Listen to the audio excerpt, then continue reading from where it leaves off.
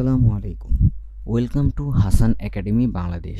চলে আসলাম মাইক্রোসফটের ওয়ার্ড শুরু করার আগে কম্পিউটার সম্পর্কে কিছু ইন্ট্রোডাকশন বা পরিচিতি জানা সম্পর্কে আজকের এই ক্লাসে। সো আমরা চলে যাচ্ছি আমাদের ওয়ার্ড ডকুমেন্টে। চলে আসলাম আমরা আমাদের ওয়ার্ড ডকুমেন্টে। এখানে আজকের এই টিউটোরিয়ালে আমরা যা শিখব সেটি হচ্ছে মাইক্রোসফট ওয়ার্ডের আমি গত টিউটোরিয়ালে যেটা বলেছিলাম যে 25টি প্রশ্ন আমরা এখানে সলভ করব। সো আজকে কিন্তু আমরা 25টি প্রশ্ন সলভ করব, কারণ আমরা এই ওয়ার্ড সম্পর্কে জানার আগে আমাদের কম্পিউটার সম্পর্কে বেসিক কিছু নলেজ থাকা জরুরি। ওকে, তাহলে আজকে আমরা শুরু যে প্রশ্নটা বা সেটি হচ্ছে যেটি আমরা আজকে শুরুতে শিখব সেটি হচ্ছে কম্পিউটারের জনক কাকে বলা হয়। তো তারপরে হচ্ছে কাজের ধরন ও প্রকৃতির ভিত্তিতে কম্পিউটারকে কত ভাগে ভাগ করা যায় ও কি কি, এরকম 25টা প্রশ্ন এখানে দেওয়া আছে। তো আমরা একেবারে উত্তর সহ শিখে নিই। আমরা নিচে চলে যাচ্ছি, এখানে কিন্তু আমাদের উত্তর সহ দেওয়া আছে যে কম্পিউটারের জনক কাকে বলা হয় বা কাকে কম্পিউটারের জনক বলা হয়। সেটা হচ্ছে আমরা অনেকে জানি আবার অনেকে জানি না। তো কম্পিউটার জনক বলা হয় মূলত চার্লস বেবেলসকে। তিনি কিন্তু সর্বপ্রথম এই কম্পিউটারের ধারণা অনেক আগে অনেকেই দিয়েছে, কিন্তু আধুনিক কম্পিউটারের জনক কিন্তু চার্লস বেবেলসকে বলা হয়। ওকে, তো নেক্সটে আমরা যে প্রশ্নটা জানবো সেটা হচ্ছে কাজের ধরন ও প্রকৃতির ভিত্তিতে কম্পিউটারকে কয় ভাগে ভাগ করা যায় ও কি কি। কাজের ধরন ও প্রকৃতির ভিত্তিতে কম্পিউটারকে 3 ভাগে ভাগ করা যায়। একটা হচ্ছে অ্যানালগ কম্পিউটার, একটা হচ্ছে ডিজিটাল কম্পিউটার, দ্বিতীয়তে হচ্ছে হাইব্রিড কম্পিউটার। এখন আমরা জানবো হচ্ছে কত প্রকার উপাদান দিয়ে কম্পিউটার গঠিত ও কি কি, মানে কি কি দ্বারা কম্পিউটার গঠিত বা কম্পিউটার চলে সেগুলো সম্পর্কে আমরা জানবো। তো কম্পিউটার মূলত 3টা জিনিস দিয়ে চলে বা 3টা উপকরণ দিয়ে গঠিত। একটা হচ্ছে হার্ডওয়্যার, একটা সফটওয়্যার, একটা হচ্ছে ফ্রেমওয়্যার। সো এই 3টা বিষয় কি আমরা একটু সামনেই জানবো। ওকে, রাইট নাও আমরা যেই প্রশ্নটি জানবো সেটি হচ্ছে কম্পিউটার কোন শব্দ থেকে এসেছে। তো কম্পিউটার শব্দটি মূলত হচ্ছে কম্পিউট, এটি হচ্ছে গ্রিক শব্দ, এখান থেকে এসেছে। এখান থেকে কিন্তু মূলত কম্পিউটার শব্দটি এসেছে। তো কম্পিউটার শব্দের অর্থ কি? কম্পিউটার শব্দের অর্থ হচ্ছে গণনাকারী। অনেকে কিন্তু জানেন যে গণনা করার যন্ত্র বা গণনাকারীকে কম্পিউটার বলা হয়, বা কম্পিউটারকে শব্দের অর্থ হচ্ছে গণনাকারী। ওকে, তো এখন আমরা জানবো অ্যানালগ কম্পিউটার কাকে বলে এবং অ্যানালগ কম্পিউটারের উদাহরণ দাও।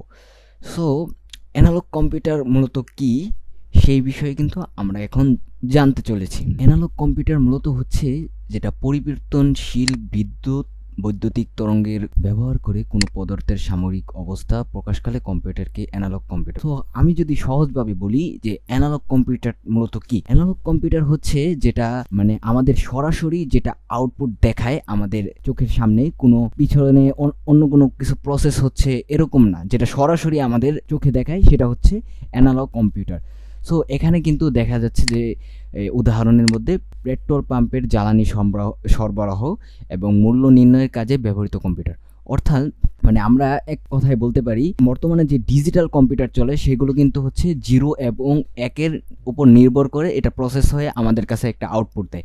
কিন্তু অ্যানালগ কম্পিউটার এটা হচ্ছে আগের কম্পিউটার, এটা মূলত একদম সরাসরি আমাদের যেটাই কাজ করতাম সেটা সরাসরি আমাদের দেখাইতো। যেমন আমরা এই বিভিন্ন গাড়ির মধ্যে যে মিটারটা দেখি না, যে কত গতিতে গাড়ি চলতেছে না চলতেছে, এটাই কিন্তু একটা অ্যানালগ কম্পিউটারের একটা প্রপার একটা উদাহরণ হতে পারে। অ্যানালগ কম্পিউটারের আরো অনেক রকম আছে, যেমন ক্যালকুলেটরও কিন্তু একসময় অ্যানালগ কম্পিউটারের মতো ছিল। তো বর্তমানে কিন্তু এগুলো ডিজিটাল ক্যালকুলেটর, এগুলো অ্যানালগ না, এক সময় কিন্তু এগুলো অ্যানালগ ছিল। সো রাইট নাও আমরা জানবো হচ্ছে ডিজিটাল কম্পিউটার কাকে বলে। তো আমরা যদি সহজভাবে বলি যে যেগুলো ডিজিটের উপর নির্ভর করে কোনো কাজ বা আউটপুট আমাদের সামনে প্রকাশ করে সেগুলো মূলত ডিজিটাল কম্পিউটার। ডিজিট মানে কি? ডিজিট মূলত 0 থেকে 9 পর্যন্ত এরকম না। ডিজিট সব এখানে যদি আমরা বলি সেগুলো কম্পিউটারের ক্ষেত্রে, যে এই ডিজিটাল কম্পিউটারের ক্ষেত্রে 0 এবং 1 এই দুইটাই মূলত ডিজিট। এই দুইটা ডিজিটের উপর নির্ভর করে কিন্তু আমাদের ডিজিটাল কম্পিউটারগুলো চলে। এখন আমরা জানবো হচ্ছে ডিজিটাল কম্পিউটার কয় ভাগে ভাগ করা যায় বা এটা ডিজিটাল কম্পিউটার কয় প্রকার। ডিজিটাল কম্পিউটার হচ্ছে 4 প্রকার। একটা হচ্ছে সুপার কম্পিউটার, দ্বিতীয়ত হচ্ছে main frame computer, mini computer এবং মাইক্রো এবং পার্সোনাল কম্পিউটার। সাধারণত আমরা কিন্তু মাইক্রো এবং পার্সোনাল যে কম্পিউটারটা আছে সেটাই কিন্তু ব্যবহার করি। রাইট নাও আমরা জানবো মিনি কম্পিউটার কাকে বলে। তো মিনি কম্পিউটার হচ্ছে খুব ছোট নাই এবং বড়ও না, এরকম কম্পিউটারকে মূলত মিনি কম্পিউটার বলে, কিন্তু এগুলো কিন্তু অনেক শক্তিশালী কম্পিউটার। সো এখন আমরা জানবো যে আকারে দাম এবং ছোট, আকারে ছোট দামে কম এক প্রসেসর বিশিষ্ট বহুল ব্যবহৃত কম্পিউটারগুলোকে কি বলে বা এগুলো কি কম্পিউটার সেই সম্পর্কে জানবো। সো এগুলো হচ্ছে মূলত মাইক্রো কম্পিউটার বা পার্সোনাল কম্পিউটার, যেগুলো আমরা ব্যবহার করি। আমরা সংক্ষেপে যেটি কি পিসি বলি, যে আমরা কিন্তু অনেকে জানি না পিসি মূলত কি। পিসি হচ্ছে পার্সোনাল কম্পিউটার, পার্সোনাল কম্পিউটারকে মূলত পিসি বলা হয়। ওকে, এখন আমরা জানবো হচ্ছে হাইব্রিড কম্পিউটার কাকে বলে। তো হাইব্রিড কম্পিউটার এখানে একটু মিসিং আছে, হাইব্রিড কম্পিউটার বলে, তো এখানে কাকে বলে হবে। ওকে, তো হাইব্রিড কম্পিউটার মূলত যেটা অ্যানালগ পদ্ধতিতে উপাত্ত গ্রহণ করে ডিজিটাল পদ্ধতি প্রকাশ করে, সেগুলো হচ্ছে মূলত হাইব্রিড কম্পিউটার। যেমন হাসপাতালে রোগীর রোগ নির্ণয়ে ব্যবহৃত কম্পিউটার, সেখানে কিন্তু অ্যানালগভাবে আমাদের কাজটা কিন্তু করে, কিন্তু ডিজিটালভাবে সেই আউটপুটটা আমাকে দেয়, এই জন্য কিন্তু হাইব্রিড বলা হয়েছে। হাইব্রিড মূলত কি আমরা কিন্তু জানি যে অনেকগুলো সংমিশ্রণে যেই জিনিসটা তৈরি হয় সেকে মূলত হাইব্রিড বলা হয়। তো মূলত হাইব্রিড কম্পিউটার হচ্ছে যেটা অ্যানালগ এবং ডিজিটাল কম্পিউটারের সমন্বয়ে কোনো কাজ করে, সেটাকে মূলত হাইব্রিড কম্পিউটার বলে। সো রাইট নাও আমরা জানবো হচ্ছে সিপিইউ এর পূর্ণরূপ কী, বা আমরা যদি বলি সিপিইউ এই জিনিসটা কি, এটা সম্পর্কে আমরা আগে জানি। সিপিইউ মূলত হচ্ছে, এটার পূর্ণরূপ হচ্ছে সেন্ট্রাল প্রসেসিং ইউনিট, অর্থাৎ যেখান থেকে আমাদের কম্পিউটারের মূল কাজটা করা হয়। আমরা যদি একদম সহজে বলতে চাই যে আমাদের শরীরে যেরকম আমাদের যে মগজে যেই কাজটা করে, সেটা কম্পিউটারে যেই কাজটা মূলত মূল কাজ যেই চালায়, সেগুলো হচ্ছে সিপিইউর কাজ। মানে তার মস্তিষ্কের যে কাজটা, আমাদের শরীরের যে কাজটা মস্তিষ্কে করে, তো সিপিইউ মূলত কম্পিউটারে সেই কাজ করে। সহজ ভাষায় আমরা বুঝতে পারলাম যে সিপিইউ হচ্ছে কম্পিউটারের মগজ বা মূল একটা জিনিস। রাইট নাও আমরা জানবো ইনপুট ডিভাইসের দুইটি উদাহরণ, বা ইনপুট ডিভাইস মূলত কাকে বলা হয়। ইনপুট ডিভাইস হচ্ছে কম্পিউটারের সাথে সামঞ্জস্য, যেই ডিভাইসটা আমাদের লাগে কম্পিউটার চালানোর ক্ষেত্রে, সেগুলো হচ্ছে ইনপুট ডিভাইস, যেমন কিবোর্ড, মাউস, স্ক্যানার। এবং আউটপুট ডিভাইস মূলত কি, আউটপুট ডিভাইস হচ্ছে মনিটর, প্রিন্টার, মানে যেগুলো হচ্ছে আমাদের কম্পিউটারের সাথে আউটভাবে লাগানো হয়, মূল কম্পিউটারের সাথে এটা এই কোনো সম্পর্ক নাই, কিন্তু এটা আউটপুট আমাদের দেখানোর জন্য যেগুলো ব্যবহার করা হয়। যেমন আমরা কিন্তু আমাদের কম্পিউটারে যে কী কাজ করতেছি না করতেছি, এগুলো কিন্তু আউটপুট আমরা দেখব হচ্ছে এই মনিটরের মাধ্যমে। কারণ আমরা যদি মনিটর সামনে না রেখে যদি কোনো কাজ করি, আমরা তো কাজ করতে পারবো না, মানে আমরা কি করতেছি না করতেছি এগুলো তো বুঝবো না। মানে আউটপুট যেই ডিভাইসটা আমাদেরকে দেয়, সেটা হচ্ছে কম্পিউটারে যে আউটপুট ডিভাইসটা দেয়, সেটাকেই মূলত আউটপুট ডিভাইস বলা হয়। এখন এখানে আউটপুট দুই ধরনের হতে পারে, যেমন এটা মনিটর অথবা প্রিন্টার। যেটা মনিটর আমাদেরকে সরাসরি চোখে দেখায়, এবং প্রিন্টার এটা আমাদেরকে লিখে আমাদেরকে প্রিন্ট করে দেখায়। এবং আমরা উপরে যে ইনপুট ডিভাইসটা যেটা জানছি, সেটা হচ্ছে আমাদেরকে কম্পিউটারের মধ্যে যেটা ইনপুট করে। তো এখানে যেমন আমরা যদি এই উপরে এটা যদি ক্লিক করি, তাহলে একরকম হচ্ছে না, আমরা মানে ইনপুটটা চেঞ্জ করতেছি। মানে আমাদের কিন্তু এই কিবোর্ড দিয়ে আমরা অথবা মাউস দিয়ে যদি আমরা এই যে এখানে লড়ালড়ি করতেছি, তো এটা কিন্তু মাউস দিয়ে আমরা লড়াচ্ছি, এই জন্য কিন্তু এটা হচ্ছে। তো এটাই কিন্তু আমরা ইনপুট দিচ্ছি, এবং আউটপুটটা কি হবে সেটা কিন্তু আমরা এই মনিটরের মধ্যে দেখতে পাচ্ছি। তো সহজেই বুঝতে পারলাম যে আমরা ইনপুট মূলত এই কিবোর্ড বা মাউস দিয়ে কোনো কাজ করি, এবং সেটার আউটপুটটা আমাদের চোখে দেখি মনিটরের মাধ্যমে। সো রাইট নাও আমরা যে বিষয়টা জানবো সেটা হচ্ছে হার্ডওয়্যার কাকে বলে। তো হার্ডওয়্যার হচ্ছে, সহজে যদি বলতে চাই যে হার্ডওয়্যার হচ্ছে বাহ্যিক যে অবকাঠামোটা কম্পিউটারে, যেটা আমরা চোখে দেখতে পারি এবং ধরতে পারি, সেটাই মূলত হার্ডওয়্যার। যেমন আমাদের যেই কিবোর্ড, মাউস, এগুলো কিন্তু হার্ডওয়্যারের অন্তর্ভুক্ত, কারণ এগুলো আমরা চোখে দেখতেছি এবং স্পর্শও করতে পারি, সেগুলো মূলত হার্ডওয়্যার বলা হয়। সো এখন জানবো আমরা সফটওয়্যার মূলত কি। সফটওয়্যার হচ্ছে হার্ডওয়্যারকে পরিচালনা করার জন্য যে প্রোগ্রামটি দরকার হয়, সেটাই মূলত সফটওয়্যার। যদি আমরা এই বাস্তব উদাহরণ দিই, যেটাকে মূলত দেখা যায় কিন্তু ধরা যায় না, সেটাই মূলত সফটওয়্যার। ওকে, তো এখন জানবো হচ্ছে ফ্রেমওয়্যার কাকে বলে। তো আমরা কিন্তু মূলত এই কম্পিউটার কিন্তু এই 3টা বিষয়ের উপরে কিন্তু চলে। এই 3টা বিষয় কিন্তু আমরা অলরেডি জানা শেষ, শুধু ফ্রেমওয়্যারটা বাকি আছে। তো ফ্রেমওয়্যার মূলত কি? ফ্রেমওয়্যার হচ্ছে যেটা কম্পিউটারের মধ্যে আগে থেকেই কাজ করা বা বিল্ডিংভাবে রয়ে গেছে। যেমন এখানে কিন্তু আমাদের এখানে এই যে এই লেখাটা যদি আমরা বোল্ড করি, তাহলে এখানে এটা কোনো কিছু বানানো লাগবে যে আমাদেরকে বিল্ডিংভাবে, সেটা কিন্তু না। আমাদের কিন্তু এখানে বোল্ড করার অপশন আছে, যে এটা সিলেক্ট করে যদি আমরা এখানে বোল্ড করি, তাহলে এটা কিন্তু একটু বোল্ড হয়ে গেছে। তো এই কাজটাই কিন্তু মূলত ফ্রেমওয়্যার করেছে, কারণ ফ্রেমওয়্যারটা কিন্তু আগে থেকে কিছু কাজ এখানে বানানো আছে, সেগুলো শুধু আমরা সেটা আরেকটার উপরে প্রয়োগ করি। মূলত এটাকে বলা হয় ফ্রেমওয়্যার। এখানে লেখা আছে ফ্রেমওয়্যার হচ্ছে এক ধরনের প্রি ডিজাইন স্ট্রাকচার বা প্রস্তুত প্ল্যাটফর্ম, যেখানে অনেকগুলো ফাংশন, টুলস, লাইব্রেরি আগে থেকেই দেওয়া থাকে।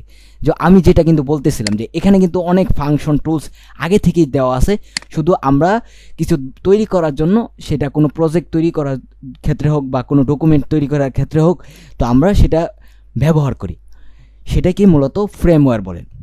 সো রাইট নাও আমরা জানবো হচ্ছে অ্যাপ্লিকেশন সফটওয়্যারের নাম। সো মূলত অ্যাপ্লিকেশন সফটওয়্যার মানে কি? অ্যাপ্লিকেশন সফটওয়্যার মানে হচ্ছে যেগুলো দিয়ে মূলত আমাদের কাজ করা হয়, বিভিন্ন কাজ, সেগুলো মূলত অ্যাপ্লিকেশন সফটওয়্যার। তো অ্যাপ্লিকেশন সফটওয়্যারের মধ্যে হচ্ছে MS Word, Excel, PowerPoint, এরপরে ফটোশপ, ইলাস্ট্রেটর, এগুলো কিন্তু অ্যাপ্লিকেশন সফটওয়্যার। ওকে, তো মনিটর কাকে বলে? আমরা যেটা চোখে দেখতে পারতেছি সেটাকে মূলত মনিটর বলা হয়, সহজে বলতে গেলে। সো কেসিং কাকে বলা হয়? কেসিং হচ্ছে আমাদের কম্পিউটারের মধ্যে যে পাশে যেটা পিসি থাকে, মূলত পিসির মধ্যে যে পিসি একটা আলাদা একটা অবকাঠামো, যে একটা বক্স থাকে, যে আলাদা একটা বক্স থাকে, বক্সের ভিতরে যেই অনেকগুলো এই র্যাম, মাদারবোর্ড, প্রসেসর, অনেক কিছু থাকে। তো এটার বাইরে যে একটা বক্স থাকে, সেটাকেই মূলত কেসিং বলা হয়, যেটা আমরা চোখে দেখতে পারতেছি। যে কেসিংয়ের মধ্যে অনেক সময় অনেক ডিজিটালে বর্তমানে অনেক লাইট জ্বলে, অনেক কিছু হয় এই ধরনের। তো এখানে কিন্তু মূলত এই যেটা দিয়ে মূলত বক্স, মানে এই আমাদের যেটা দিয়ে মূলত ঢাকা হয়েছে, এই ভিতরে মনে করেন যে আমাদের শরীরের যেই চামড়াটা, এটা হচ্ছে আমাদের শরীরের কেসিং। তো কম্পিউটার পিসির যেটা দিয়ে বিভিন্ন র্যাম, মাদারবোর্ড, অনেক কিছু এটা ঢাকা দিয়ে যেই বক্সটা রেখেছে, সেটাকেই মূলত কেসিং বলা হয়। ওকে, রাইট নাও আমরা জানবো হচ্ছে প্রিন্টারের কাজ কি বা প্রিন্টার দিয়ে কী করা হয়। প্রিন্টার মূলত আমাদের যেই কাজটা আমরা করেছি, সেটার ফলাফলটা আমাদেরকে লিখিত আকারে বের করে দেয়, সেটাই হচ্ছে প্রিন্টারের কাজ বা প্রিন্টার বলা হয়। বা প্রিন্টারের কাজ মূলত এই লেখাকে, আউটপুটটা আমাদেরকে লিখিত আকারে বের করে দেয়। তারপর জানবো হচ্ছে র্যাম কাকে বলে। কম্পিউটারের অস্থায়ী স্মৃতি ধারককে র্যাম বলা হয়। মানে অস্থায়ী স্মৃতি বলতে আমাদের কম্পিউটারে মূলত মূল স্মৃতি হচ্ছে সিপিইউতে থাকে, এবং অস্থায়ী যেই এই স্মৃতিটা আমাদের থাকে, সেটা কিন্তু র্যামে থাকে। তো সহজভাবে ভাষায় বলতে গেলে হচ্ছে যেটা অস্থায়ী স্মৃতি ধারক করে বা রাখা যায় যেখানে, সেটাকেই মূলত র্যাম বলা হয়। সো এখন আমরা জানবো হচ্ছে প্রসেসর কাকে বলে বা প্রসেসর জিনিসটা কি। তো যন্ত্রের সাহায্যে তথ্য সমূহ পরিচালনা বা প্রসেসিং করা হয়, তাকে কিন্তু প্রসেস বলা হয় বা প্রসেসর বলা হয়। মানে আমাদের যে এখানে যে বিভিন্ন যন্ত্রের সাহায্যে বিভিন্ন একটা থেকে আরেকটা প্রসেসিং হচ্ছে, যে এখানে আমরা একটা লিখতেছি, এরপরে আরেকটা আসতেছে, এটা কিন্তু একটা প্রসেস হচ্ছে। এটা কিন্তু মূলত একটা যন্ত্রের সাহায্যে হচ্ছে, এই যন্ত্রকেই মূলত প্রসেসর বলা হয়। ওকে, তো কম্পিউটার আমরা জানবো হচ্ছে একটা অ্যাডভান্স টেকনিক।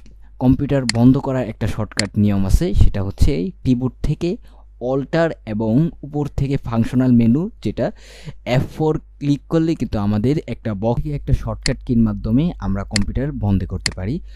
তো আমরা এখন জানবো হচ্ছে কম্পিউটারের ডাটা প্রসেসিং সফটওয়্যার বা যন্ত্র কেন বলা হয়। তো কম্পিউটারে শুধু হিসাব গণনা করার জন্য যে কম্পিউটার এখন ব্যবহার হয়, সেটা কিন্তু না। এটা দিয়ে কিন্তু বিভিন্ন ডেটা কিন্তু এখানে প্রসেস করা হয়, যেমন এটা দিয়ে গ্রাফিক্স, টাইপিং, গণনা, গান শোনা, ছবি, ভিডিও, হাজারো রকম অনেক কাজ করা হয়। তাই কিন্তু কম্পিউটারকে ডেটা প্রসেসিং যন্ত্র বলা হয়। সো লাস্ট কোশ্চেন, এবং দিস ইজ লাস্ট টাইম, আমরা জানবো হচ্ছে কম্পিউটার শব্দের অর্থ কী। কম্পিউটার শব্দের অর্থ হচ্ছে হিসাব বা গণনা করা, যেটা আমরা মনে হয় একটু আগে জেনে আসছি। সো আবারও রিপিট করলাম, কম্পিউটার শব্দের অর্থ হচ্ছে হিসাব বা গণনা করা। ওকে, তাহলে আজকের এই টিউটোরিয়ালে আমরা এতটুকুই জানলাম। আল্লাহ হাফেজ।